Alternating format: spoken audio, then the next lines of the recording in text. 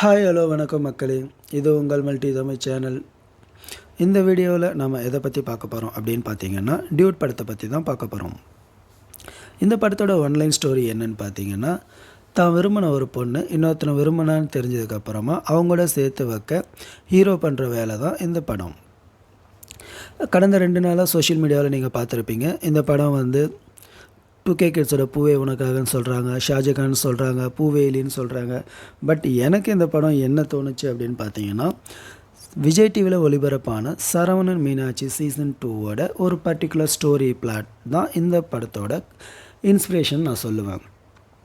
அந்த ஸ்டோரியில் இன்ஸ்பயர் ஆன டைரக்டர் கரண்ட் ட்ரெண்டுக்கு ஏற்ற மாதிரி ஒரு சமூக கருத்து சொல்லணும் அப்படின்னு சொல்லி ஒரு விஷயத்தை ஆட் பண்ணி இந்த படத்தை எடுத்திருக்காரு. வாங்க இந்த படத்தில் எது நல்லா இருந்துச்சு, எது இன்னும் கொஞ்சம் பெட்டராக இருந்திருக்குன்னு பார்ப்போம். ஃபஸ்ட்டு இந்த படத்தில் எனக்கு பாசிட்டிவாக பிடிச்சது என்ன விஷயம்னு பார்த்தீங்கன்னா, இன்டர்வல் பிளாக்குக்கு முன்னாடி வர்ற ஒரு 20 நிமிஷம். ஆக்சுவலி இந்த படத்தோட ஸ்டோரியே அங்கே தான் ஸ்டார்ட் ஆகுது. அதுக்கு முன்னாடி வழக்கமாக வர பிரதீப் ரங்கநாதன் படத்தில் இருக்கிற ஃபஸ்ட் ஹாஃப் மாதிரி தான் இந்த படத்துலையும் இருக்குது.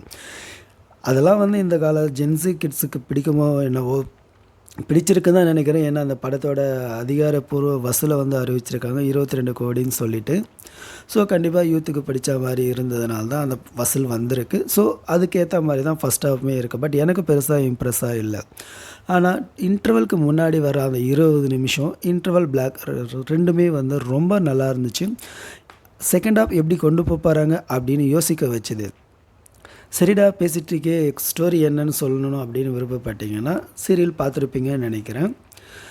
தான் காதலிச்சவனோட சேர்த்து வைக்கணும்னு நினைக்கிற ஹீரோ அது நிறைவேற சில பல பிரச்சனைகள் வருதுன்னு சொல்லிட்டு கல்யாணம் வரைக்கும் போகிறாங்க.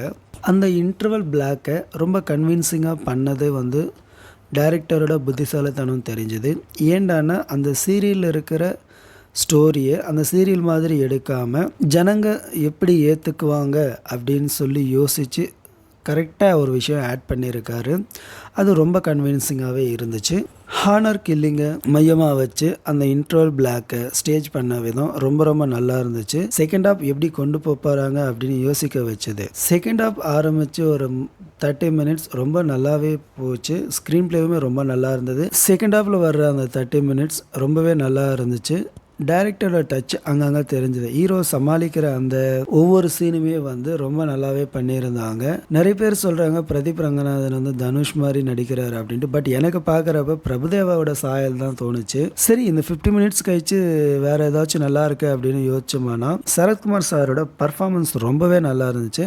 ஆக்சுவலி அவர் வர எல்லா சீனுமே வந்து நல்லா இருந்தது. எக்ஸப்ட் தட் கிளைமேக்ஸில் அவர் அழுகுற சீன், அவன் ஆல்ரெடி திருந்துட்டான் அப்படின்னு யோசிக்கிற மாதிரி ஒரு சீனை வச்சுட்டு அவர் அழுகிற மாதிரி ஃப்ரேம் பண்ணது அது ரொம்ப கிரிஞ்சாகவே இருந்துச்சு. அந்த இடம் சுத்தமாக ஒர்க் அவுட் ஆகவே இல்லை. சரத்குமார் சாரை தாண்டி சொல்கிற மாதிரி ஒரு கேரக்டர்னு பார்த்தா படத்தில் எதுவுமே இல்லைன்னு தான் சொல்லணும். ஓப்பனாக சொல்லணும்னு பார்த்தா பிரதீப் ரங்கநாதன், மமிதா பைஜ் இவங்கெல்லாம் நடிச்சிருக்காங்க. அவங்க பர்ஃபார்மன்ஸ்லாம் வந்து பார்க்குறப்போ கொஞ்சம் வெறுப்பாக தான் இருந்துச்சு சில சீன்களில். இவங்க எமோஷ்னல் கனெக்ட்னு சொல்லி டைரக்டர் சில சீன்லாம் ட்ரை பண்ணியிருக்காரு. அதெல்லாம் பார்க்குறப்போ பைத்தியக்காரத்தனமாக தான் தோணுச்சு. உதாரணத்துக்கு ஹீரோவோட இன்ட்ரடக்ஷன் காட்சியே சொல்லலாம். மமிதா பைஜிக்கிட்ட ஒரு சீனில் சொல்லுவார், உனக்கு காமன் சென்ஸ் இருக்கா அப்படின்னு சொல்லிட்டு அவங்க ப்ரப்போஸ் பண்ணதுக்கு ரிஜெக்ட் பண்ணுற இடத்துல.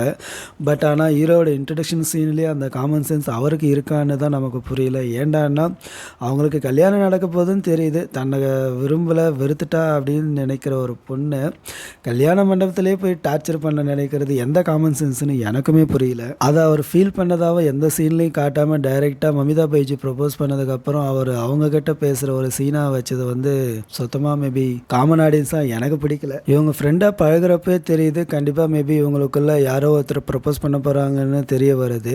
ஆனால் மமிதா ப்ரப்போஸ் பண்ணி இவரை ரிஜெக்ட் பண்ணி திரும்ப இவர் அதை அவங்கள லவ் பண்ணி அவங்க ரிஜெக்ட் பண்ணுற இடம்லாம் வந்து பார்க்குறப்போ என்னடா சீன் எடுத்துகிட்ருக்கீங்க அப்படின்னு தோணுச்சு. படத்தில் சில இடத்துல வந்து வசனங்கள் ரொம்பவே நல்லா இருந்துச்சு. அதை தாண்டி இந்த படத்தோட மியூசிக் டைரக்டர் சாய் அபயங்கர் சொல்கிறதுக்கு ஒன்றும் பெருசாக இல்லைங்க. டைரக்டரை பற்றி சொல்லணுன்னா இந்த ஸ்டோரியே ஆக்சுவலி ரொம்ப நல்ல ஸ்டோரி தான். ஃபன்னாக எடுத்துகிட்டு போயிருந்தா இந்த படம் மேபி இன்னும் என்டர்டெயின்மெண்ட்டாக இருந்திருக்கும். ஆனால் இவங்க எமோஷ்னல் கனெக்ட் பண்ணுறேன், சமூகத்துக்கு மெசேஜ் சொல்கிறேன்னு சொல்லி சில பல ஸ்க்ரீன் ப்ளே பண்ணியிருக்காரு. அதெல்லாம் பார்க்குறப்போ என்னடா இது அப்படின்ற அளவுக்கு தான் இருந்துச்சு. மற்றபடி படத்தை பற்றி சொல்கிறதுக்கு பெருசாக எதுவும் இல்லைங்க. தீபாவளி டைம் மேபி யூத்துக்கு பிடிச்ச மாதிரி ஒரு படம். டைம் பாஸ்க்காக ஒரு முறை வேணால் போய் பார்க்கலாம்.